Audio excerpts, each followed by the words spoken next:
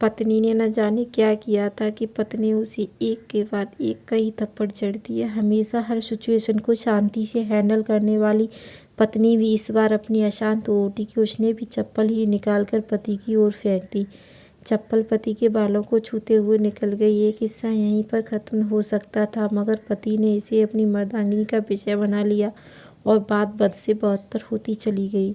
रिश्तेदारों ने भी आग में घी का काम किया। किसी ने कहा, औरत अपने पति को चप्पल मार सकती है, वो ना ही तो वफादार हो सकती है ना ही पतिव्रता। ऐसी औरत परिवार पर नहीं पूरे समाज पर कलंक की तरह है। बीवी के पक्ष वाले भी कहाँ पीछे रहने वाले थे। किसी ने कहा, 21वीं सदी में जो स्त्री के साथ मारपीट करते थे उन्हें तो जेल भेजना चाहिए था। तो कोई कहता है कि जरूर इसको कोई पसंद आ गई होगी, इसलिए अब पत्नी को मारपीट करने लगा है। बात कोर्ट तक पहुंच गई। दोनों पक्षों ने एक दूसरे के खिलाफ केस फाइल कर दिया। पति ने चरित्रहीन होने तो पत्नी ने दहेज और शारीरिक उत्पीड़न का आरोप लगाया। 2 वर्षों से अधिक समय के लिए ये केस चलता रहा। इन 2 वर्षों के दौरान दोनों पति पत्नी अलग अलग रहने लगे। इन 2 वर्षों के दौरान दोनों पक्षों के समर्थकों की संख्या भी कम हो गई। पहले जहां दोनों पक्षों में समर्थकों का समूह होता था, अब वहां गिने चुने लोग ही रह गए।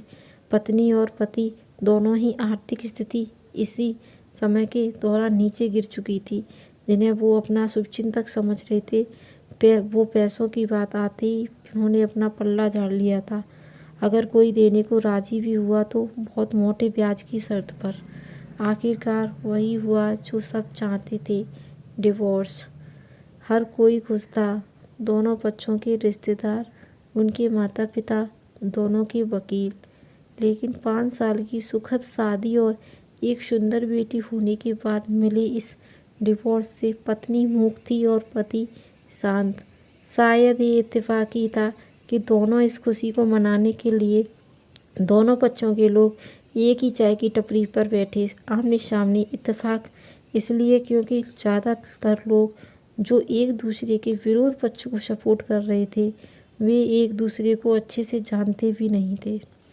पत्नी और पति भी इन सभी से दूर एक बेंच पर बैठे थे। पत्नी ने कहा, अब तो खुश होंगे ना, तुम्हारे मन की जो हुई है मुबारक हो। तो तुम भी तो आज जीत गई, मुझसे तलाक जो मिल गया, कॉन्ग्रेचुलेशन टू यू टू। पति ने कहा, तलाक ही क्यों जीत का प्रतीक समझते हो? पत्नी ने पूछा। पति चुप रहा। थोड़ी देर की शांति के बाद पति ने कहा, मुझे तुम्हें 5 लाख रुपए और हर महीने 8,000 रुपये देने का आदेश है। अभी मेरे पास पैसे नहीं है, इसलिए हमारा मतलब मेरा जो सिटी में फ्लैट है उसे तुम्हारे नाम कर देता हूँ। पत्नी बोली, लेकिन उस फ्लैट की कीमत तो 18 लाख की है। हाँ, लेकिन हमारी बेटी तुम्हारे साथ है और आगे जाके उसके खर्चे भी बढ़ेंगे, तुम्हें थोड़ी आसानी होगी। पति ने कहा, नहीं नहीं, मुझे सिर्फ 5 लाख ही चाहिए। हर महीने 8,000 देने वाले हो ना, मैं मैनेज कर लूँगी।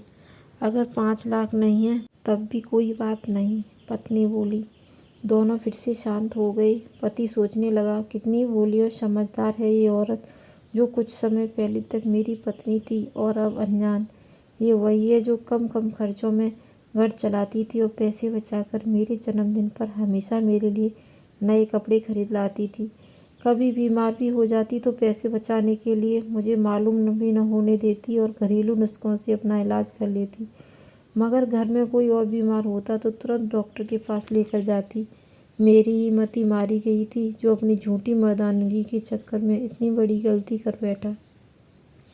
पत्नी के दिमाग में भी उथल पुथल चल रही थी।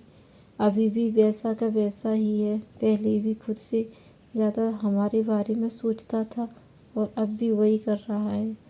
ये वही आदमी है जो मुझे एक्सीडेंट से बचाने के लिए खुद मोटरसाइकिल के आगे कूद पड़ा था और अपनी उंगली तुड़वा बैठा था। पता नहीं कौन सी मनहूस घड़ी में झगड़ा कर बैठी। पति ने मौन तोड़ते हुए पूछा, अब तुम्हारी कमर का दर्द कैसा है? ज़्यादा तकलीफ तो नहीं होती?